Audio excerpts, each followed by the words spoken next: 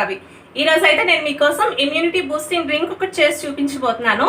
ఇది మీకు ఎవరికైనా జలుబు, దగ్గు, కఫం ఎవరికైనా ఉన్నట్టయితే ఇది యూస్ చేయండి, చాలా త్వరగా తగ్గిపోతుంది. ఇది మీరు డే బై డే యూస్ చేయాలండి. అలాగే మీకు బ్రీతింగ్ ప్రాబ్లం ఏమైనా ఉన్నా కూడా తగ్గుతుందండి. ఒకసారి ఈ డ్రింక్ మీరు యూస్ చేసి చూడండి. ఇప్పుడైతే ప్రాసెస్ స్టార్ట్ చేస్తున్నాను. ఇదిగోండి, ఇప్పుడైతే నేను ఒక స్పూన్ పెరుగు తీసుకున్నాను.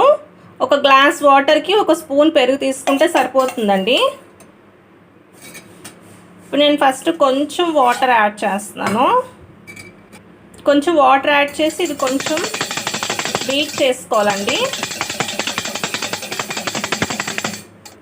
ఇలా మనం ఫస్ట్ బీట్ చేసుకోవడం వల్ల మనకి పెరుగు గడ్డలు గడ్డలుగా ఉంటుంది కదండి, అవన్నీ పోతాయి. ఇప్పుడు 1 గ్లాస్ వాటర్ వేసుకుంటున్నాను. ఇంకొకసారి బీట్ చేసేసుకుందాం. మజ్జిగ చాలా పల్చగా ఉండాలండి. వాటర్ ఎక్కువ వేసుకోవాలి, పెరుగు తక్కువ వేసుకోవాలి. ఇప్పుడైతే నేను ఒక స్పూన్ వామ్ తీసుకున్నానండి. ఇప్పుడు దీన్ని మనం డ్రై రోస్ట్ చేసుకోవాలి. కడాయి పెట్టుకున్నానండి. ఒక స్పూన్ వామ్ తీసుకున్నాను కదా, అది ఇందులో వేసి డ్రై రోస్ట్ చేసుకోవాలి. లైట్గా రోస్ట్ చేసుకుంటే సరిపోతుందండి, బాగా మాడకూడదు.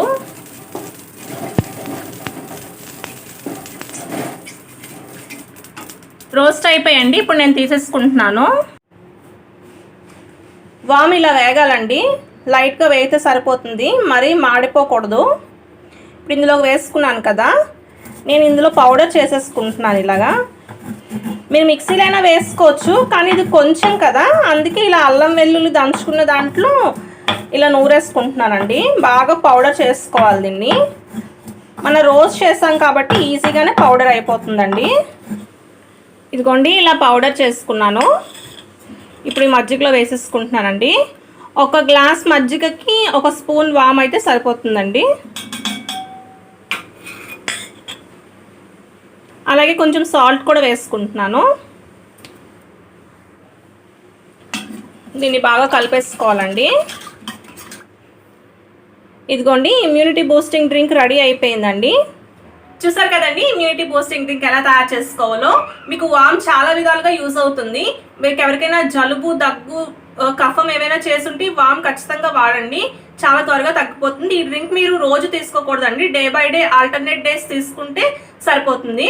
మీకు నచ్చితే మీరు కూడా ఒకసారి ట్రై చేసి చూడండి. నా వీడియోస్ కనుక మీకు నచ్చినట్టయితే లైక్ చేయండి, షేర్ చేయండి, సబ్స్క్రైబ్ చేయండి, అలాగే కామెంట్ కూడా చేయండి. Thank you.